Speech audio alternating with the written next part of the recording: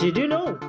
Hundreds and thousands of migratory birds in the bank of Holy Yamuna in Delhi, covering around 6,000 miles to reach India from Siberia.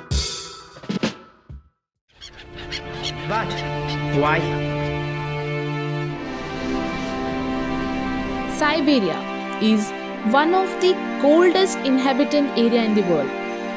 Here, the temperature drops up to minus 50 degrees Celsius.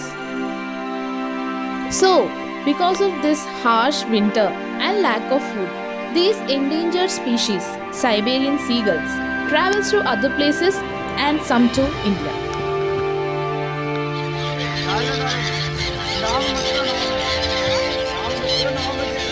That's it. Bye.